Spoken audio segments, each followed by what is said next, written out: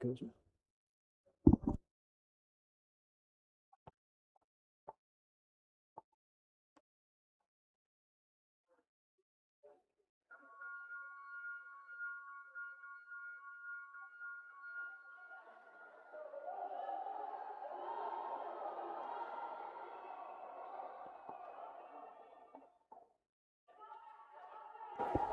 Okay, welcome everyone to the live stream. Hopefully people have caught on. My name's Nat Marshall and I am commentating on behalf of the Australian under-19 girls team. You can see here we've joined a little bit late, I'm sorry. The Turkish team are strongly driving at the Australian goal, but the Australians have cleared it out to the side. Strong contingent here of Turkish supporters, parents and families sitting in the stands right behind the Turkish team, screaming and yelling and letting them know, waving flags, letting the girls know that they're well supported in the stand behind them.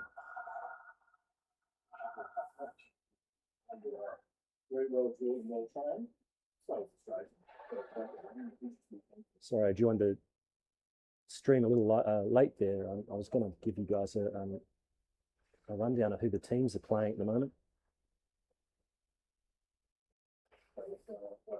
Traditionally in underwater hockey, the Australian team prides itself on having a kind of open, expansive, very skillful play, lots of big swims out into the open. The Turks traditionally, again, this is their under-19 girls team, so we don't know necessarily what style they prefer to play, but I guess the rumour on the street is the Turks are much more kind of direct and straight at you. And they like to put a lot of people on the bottom of the pool and take up all that space, and they'll go straight to where they're pointing. So the Australians here trying to clear their bin. The Turks doing a very good job of getting on both sides of them, so when they turn around, there's really nowhere to go. And the Australian forwards are moving it up the pool, taking it out wide to space as they've been coached. This Australian girls team's been coached by the incredibly experienced Bronwyn McKenzie, who I've been delighted to watch coaching my daughter Zoe Marshall, and also the very, very experienced Claire Ford as the assistant coach. And this referee's calling advantage puck to the Australians after some sort of body foul. Sometimes those are just crashing into people, crashing into each other in the water. There's only so much space down there. Can happen by mistake, but technically a non-contact sport, underwater hockey.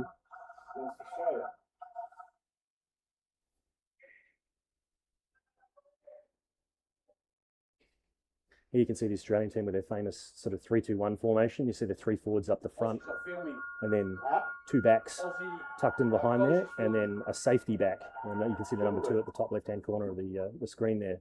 She's there to save everybody if it all turns to custard.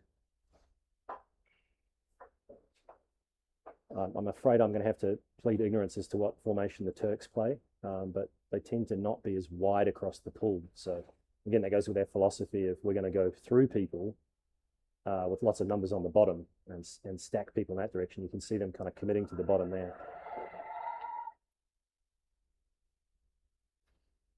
Also in front of me on the other streaming channel and the commentating box is just right in front of the Australian under-24 men against the Colombian under-24 men. So unfortunately, I don't have a direct line of sight to the pool where the girls are playing. It's sort of out into the periphery, so I'm going to have to work off the camera just like you guys are.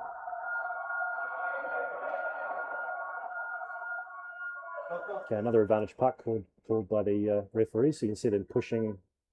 The flat hand is to push them back. So the Australians are going to get a 3-metre advantage here. So the Turks have to stay behind that 3-metre line until the puck is touched. If they advance over that line, they're going to push back another 3 metres.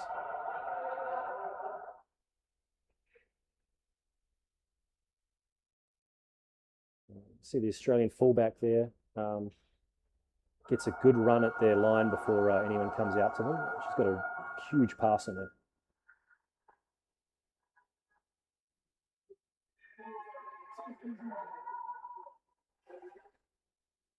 So it's Amelie Bailey. Number 6 is the centre back for Australia just at the moment. She's a very skillful player.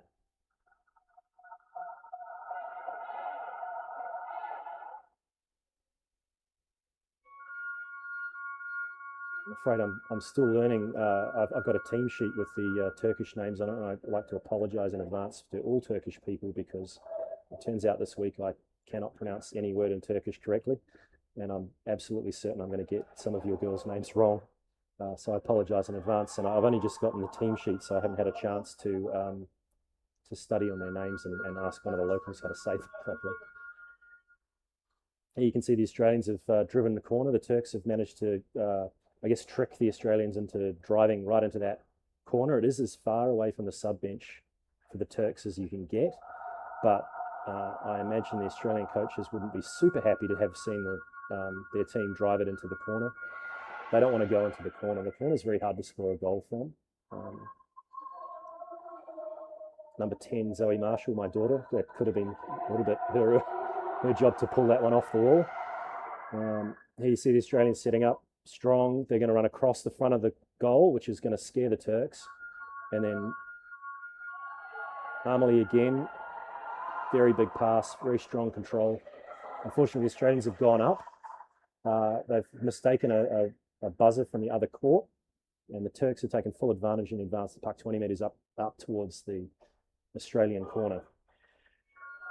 Again, very calm under pressure. She's done very well there.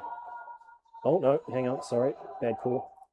The Turks now, she's going to have to be careful she doesn't barge.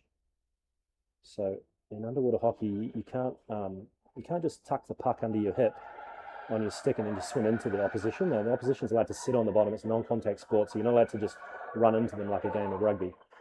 Very strong swim there by one of the Australian forwards. I'm sorry, I can't see who that is, and that is in the goal. But we have to wait. We have to wait a second. The refs are conferring, and they have all agreed that that is a goal to Australia.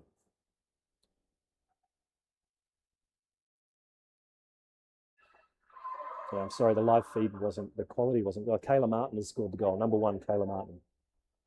So the refs on the score bench do have the ability to feed into the feed who scores goals. And also, if someone's being naughty, when the ref sends them out, they're going to get their name on the screen too. There's a timeout being called. It has been called by the Australian team. So when this happens, the referees will stop the clock. And the Australians have got a minute just to catch their breath. The Turks get time as well. And this is just a chance for the coaches to, I think, the Australians are very excited. This is for many of them, I think, actually all of them, I think, is the first time they've ever played an international competition like that. So I think probably Claire's just talking to them about, calm down, you did a great job, reset, go again, do it again, but do it in a controlled fashion. So it's the Turks also getting instructions from their assistant coach on the side there.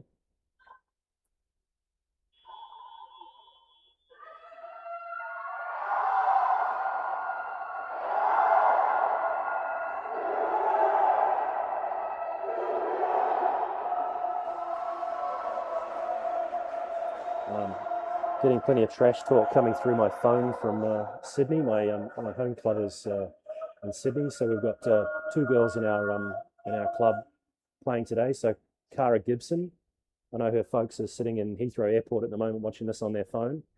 She has been named the captain of the Australian Under-19 team, which I'm very proud of her. I've been coaching her for a few years now. And also my daughter, Zoe Marshall, the baby of the team at 15.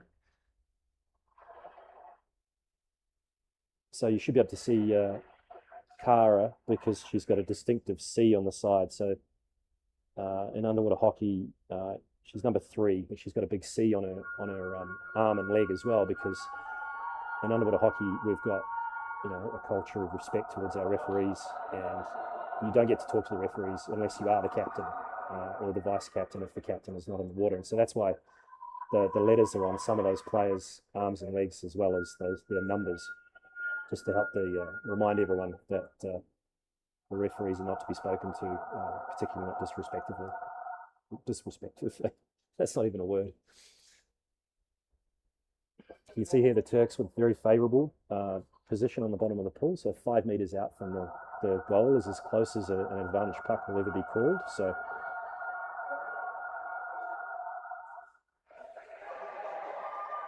the Australians have managed to clear it. So what they're doing here is that their sub bench Oh, sorry, the refs have actually called something. I missed that. What they're doing here is that their sub bench is just, you can see it in the shot here. See the 4 girls standing there? That's their sub bench. So if you can take the puck from in front of your goal, which is very, very dangerous, and you can put it under your sub bench, that means you can get 2, 3, 4 people, fresh legs, and then drive it hard at their goal. And so there are a lot of teams that are very good at, it looks like they're on hard on defense, but actually they can rotate through all their 10 players in a matter of seconds. And so they've got that ability to take it hard at the opposition from that position. So it's a mixed blessing sometimes if you drive it at the opposition goal and then they clear it to their own sub bench. And then now you're going to have to deal with 4 fresh people coming in potentially. The Australians here, the Turks driving very, very hard. And that is, no, it hasn't gone to the goal. Somehow that has not gone to the goal. Now it has. Sorry, my video feed was a bit hazy there. The referees have agreed that's a goal, so that's a goal to Jasmine Pike is in jail. I don't know what's going on there. I'm just waiting for the refs to confirm which number in the Turkish team scored that. But the score is now 1-1. There's about 3 minutes and 50 seconds to go in this first half.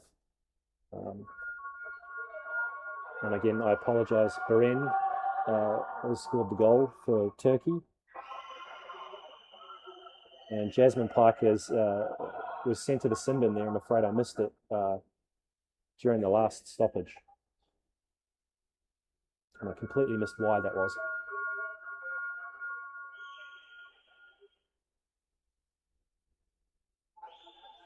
So number 13, I think, Beren Yilmaz for Turkey was the goal scorer there.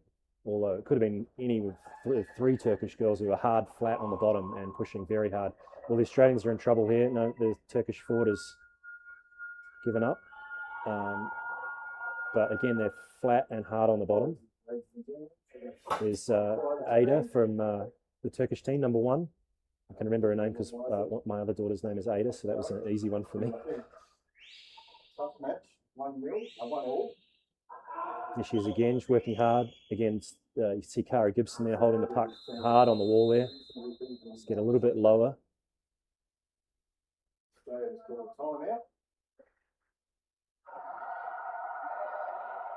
Number 9 there, Maggie Dobby.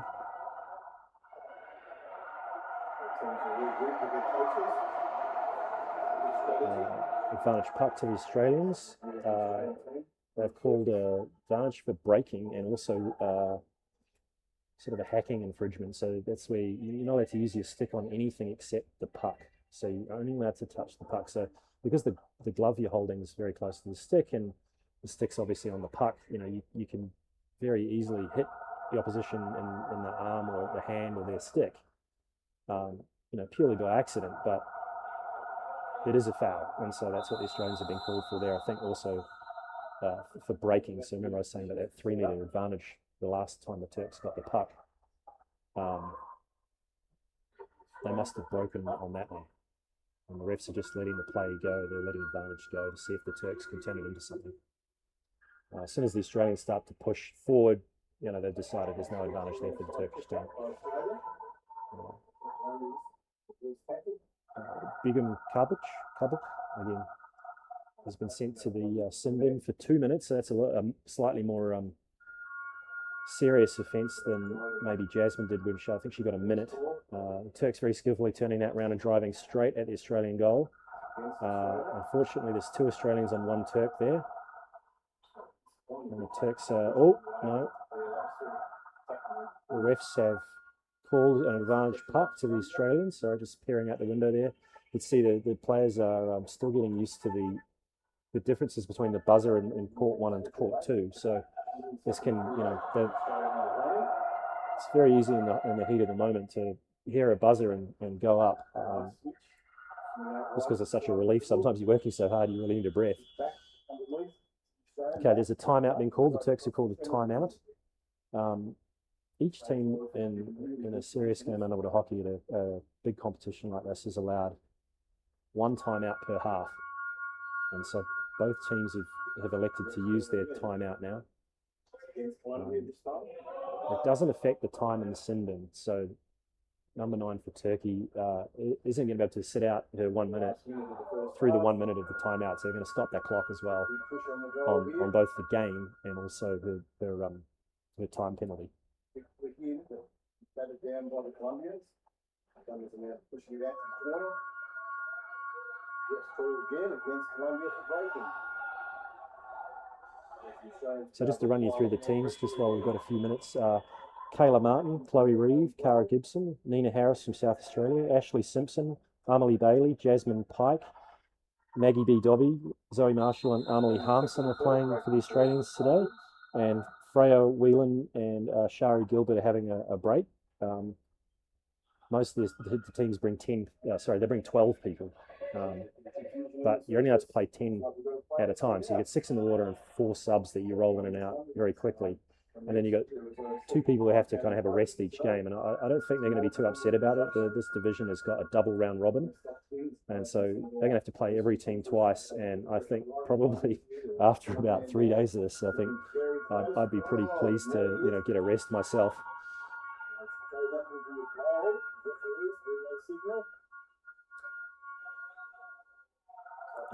I did watch from the side. I wasn't on the water, but I did watch from the side when during the warm-up week, the Turks played Australia, and I've got to say the Turks really took it to the Australian girls. So this is a replay of the game I saw. That's half time. So now they've got a 3-minute break. Again, I think the Turkish time penalty, number 9.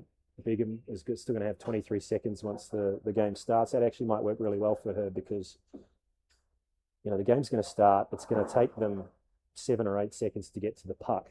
And then the game might boil around kind of on that halfway mark. And that's where you get in when you've been sent to the sin bin. And so it could be that she could drop more or less into or next to the action with a fresh set of legs. And, if she gets the puck in that situation, she could be extremely dangerous to the Australians because she'll just kind of appear out of nowhere. You see here the experienced coaching team. Oh, sorry, it's only one. That's Bronwyn McKenzie there, very calmly explaining to the girls what they need to do for the second half. I imagine after that warm-up game, the Australian coaching staff will be very, very pleased with the girls. I think the score, I wasn't keeping exact count, but I think the score might have been about 5-0 against Australia when Turkey played them a couple of days back. The Turks were very strong. They were driving very hard. There were a lot of people on the bottom, very direct. You see them come up in the goal, and there's 3-4 of them on the bottom flat when the puck is going in the goal.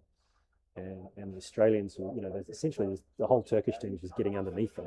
And anyone who's played underwater hockey knows that body position is very important. If you're not flat on the bottom, you kind of just get pushed upwards and out of the way. You're very ineffective because there's kind of space physics down there.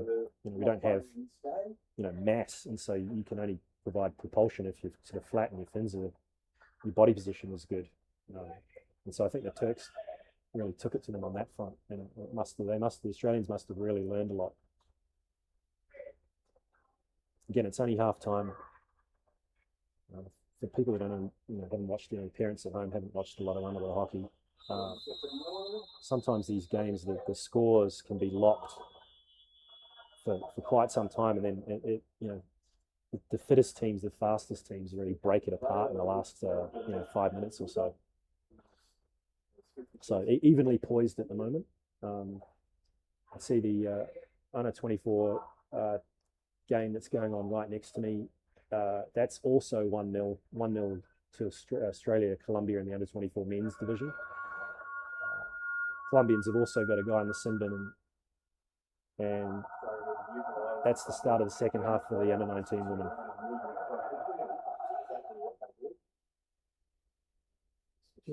Who's out in the middle of the pool there? All right, the Australians win that easily. Turks kind of lay all over that puck. The refs may or may not be playing advantage. Okay, Australians turning. Oh, she took a look. Emily again, very calm, centre back, very good skills, great pass.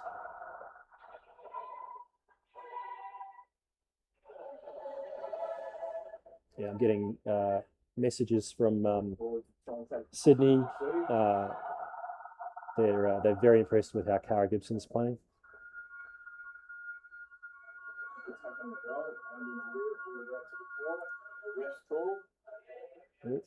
Turkish number 10 might need to be careful there. I think she's just hanging sticks in the middle of the play, hoping the puck will land on the stick rather than the other way around.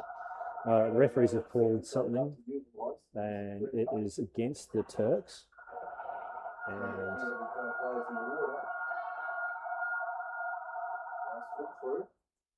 I think they indicated that was a free arm against number 1, I think they were saying.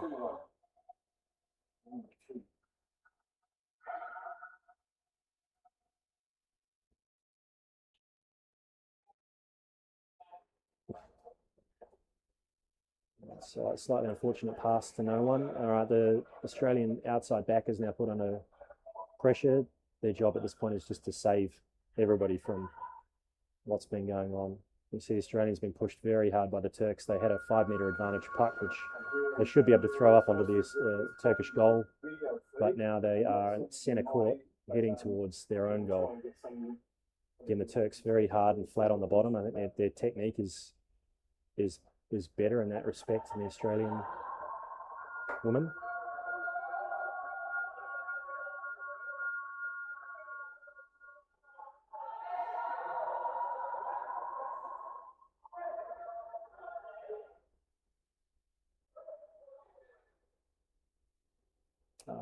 Isn't it lovely? The last couple of international tournaments we've had the Turks are driving straight at the goal, but the refs have called something.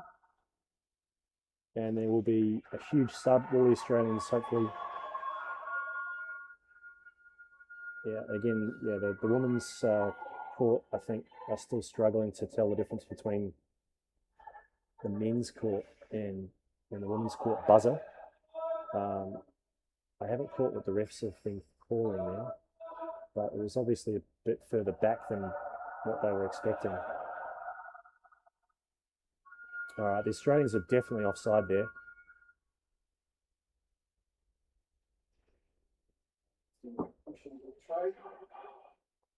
The Turks have got some nice width. If they could get the people with the puck who are driving straight at the near corner of the goal, just to change direction slightly and slide it out at a 90-degree angle, they would run pretty much straight into the Australian goal unopposed, I think. They just have that offside back to beat. The refs have noticed the breaking. The Australian player, unfortunately, didn't catch the cap number, never really got behind that 3-metre mark. And so that's going to cost them another 3 metres. Sometimes advantage puck in underwater hockey, I really seriously... the Australians are too high. Too many of their players are too far off the bottom there. That's better. You see Cara in there driving hard. I can't see he's driving down that back wall. They're doing a great job. They've got to rotate. I think that might be Nina Harris there from South Australia. Saved the team. That's Cara again, I think. Yeah, Cara, traditionally when I've been coaching her, has played centre back, but the Australian coaches have spotted her ability to play centre forward and really control the middle of the pool, and she's been getting lots of great lessons from one of our local club stalwarts, Jacko Schmidt, who's played for South Africa and Australia. And so her development's been a pleasure to watch. She's really taken control of the middle of that pool. You can see the curtain wall of Turks coming down there. Cara comes... No, sorry, that might be Nina.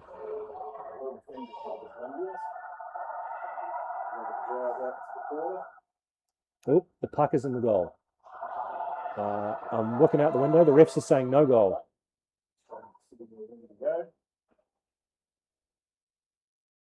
Refs are saying no goal. And that's what the hands waving across each other. They're saying equal puck. That's an unusual call these days. So this is where there's an advantage line between the two refs. Everybody has to start their snorkels on the surface. And then the refs are going to press the buzzer, and everybody gets down as fast as possible. So it's like kind of a shootout kind of maneuver. Okay, now we've got a timeout. The Australians are calling timeout. That's probably a good idea. They looked a little flustered there. So Bronwyn, in her inimitable calm manner, will no doubt have a chat with the girls and get them to remember what their jobs are, simply execute them, do them in time with each other, and everything will be okay.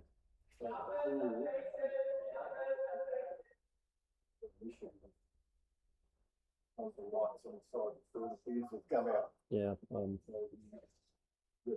I'm not going to be able to read out the entire Turkish team, Luke. I don't want to start a diplomatic incident.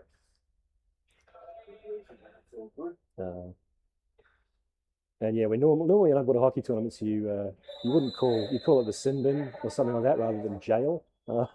So it's quite funny.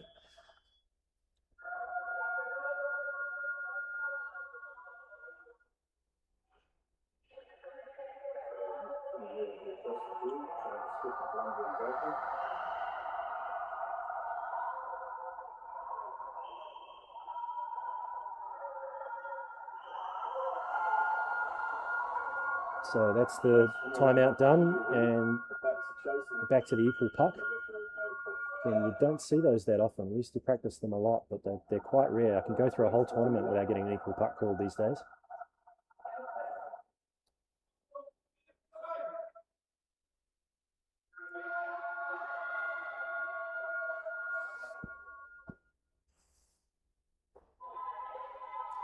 Sorry,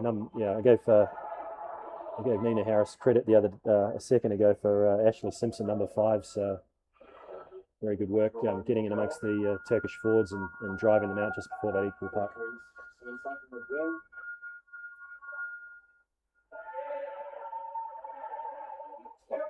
You see the Turkish number 10, Firdevs Kaliskan. She's obviously their right forward. And the Turkish are putting up a kind of like a wall of players there. And I think the poor old Turkish girl is waiting on the bottom forever. And what's actually happened is the refs have called a timeout themselves just to sort out a couple of things. They have put Amelie Harmson, number 11, in the sin bin. I'm sorry, I have no clue why. And they have also put number 11,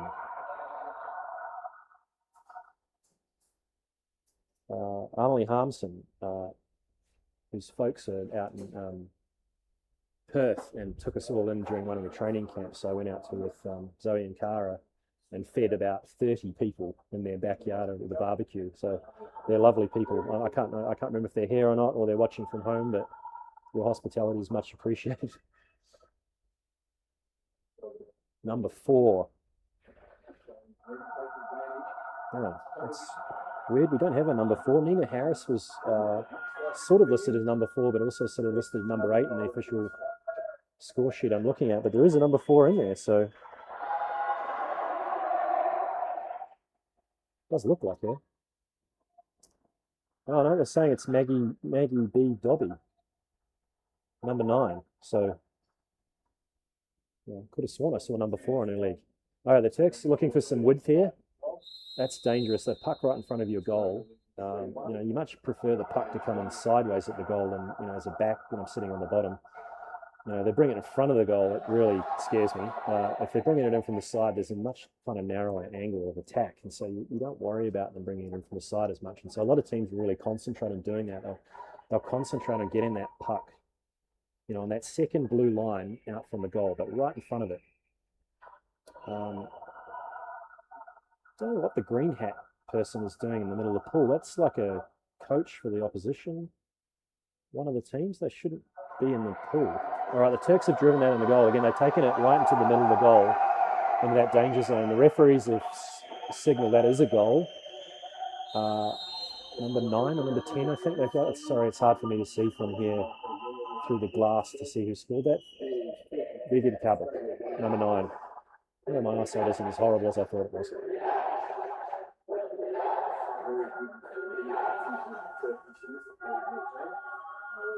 For those of you joining late, introduce myself. My name's Nat Marshall. I play for the Sydney club in New South Wales in Australia, and I'm over here with the Australian team because my daughter is number 10, Zoe Marshall for Australia,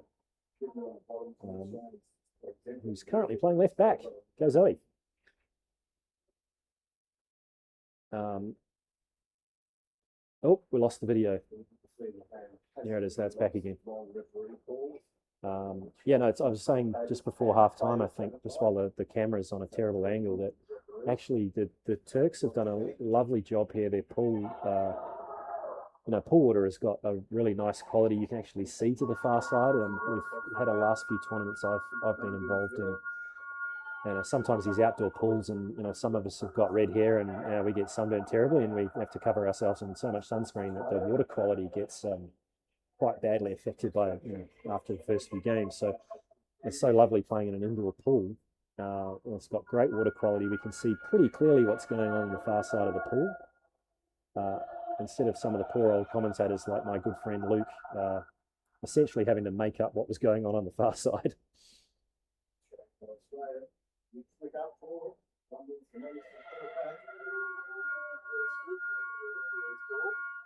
Oh, beautiful. So it's just a simple change of direction, completely fooled the Turkish defender. Australians have taken it from one side to the other. That's part of their philosophy, is that they're not necessarily just going to punch it through every little hole that they think they see. They're going to use their team, and they're going to use the width of the pool. They're happy to go from side to side until the other team really breaks open, and then they'll hit you like a shark attack. It's quite a shock sometimes. Oh, thank you, Nick. Nick has just messaged me through the thing. The green cap I was concerned about with the little floaty thing. I thought that was team supplies. He's actually pointing a camera. He's a cameraman. Again, yeah, slightly unusual to see a cameraman actually in the water, but that's probably why we're getting such nice pictures, because that person's able to get just a little bit closer. Thanks, Nick. Sorry, mate, can't really see the court super clearly from here, but with my own eyes, so I'm sort of operating off the same.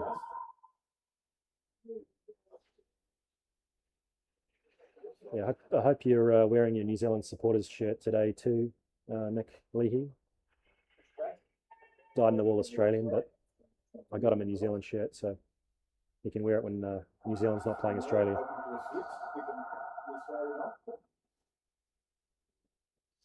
Okay, so we're in that corner again. The refs have called something. It's going to be advantage puck to the Turks. The Australians are, they're away from their sub bin, but they've managed to take that advantage of the refs calling something for the Turks to change up three people. I think Turks again, like, they've driven it into the middle of the goal. The Australian girls have managed to drive it out by the skin of their teeth, out to that corner where they're a bit safer. Australian rotation, they should be doing a three-way back rotation down that wall. Cara Gibson taking it up that wall for her left forward. Again, it's into that safety zone. You can see right where the girls are coming up right now. That's right on their sub bench. So, it's one of the safest places you can be for them, tactically. Okay, the Turks have had one person thrown out. Eslem Genk, number 5. She's off to jail. 2 minutes 30 on the clock. The Turks are still up 2-1.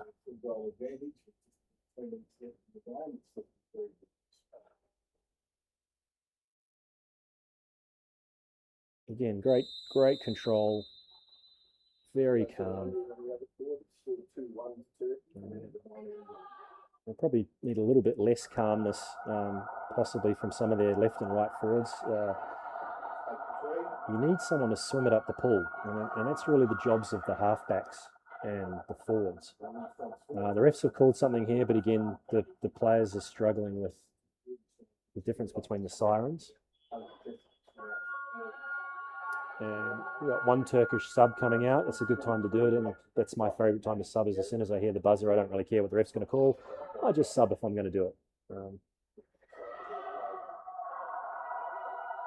And then slightly late sub for the Turks, but by the time the refs have managed to reset, because the puck ended up so far away from where the initial infraction was, both teams have managed to get 6 solid players on the.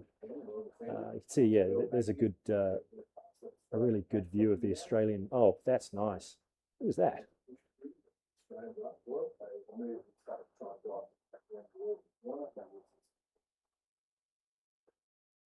A good strong drive from the Australians. You can see them working serially, laying it off. The Australians pride themselves on possession of the puck. Like, I'll give up an attacking opportunity that maybe some other countries would go for, to maintain possession of the puck on their sticks. Yeah, Amelie Bailey again. Yeah, really nice tic-tac past the Turkish player. There she is again, taking it wide, looking for space as she's been trained. Another very strong product of the Western Australian underwater hockey nest.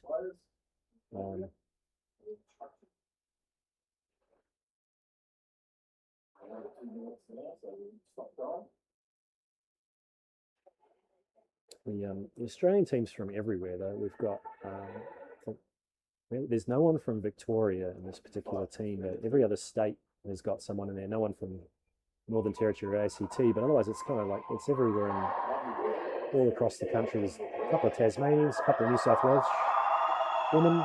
The bulk of the team, Nina Harris is from Adelaide, so shout out to her folks, lovely people. Her brother is actually playing right in front of me, Mike Harris, in under 2014.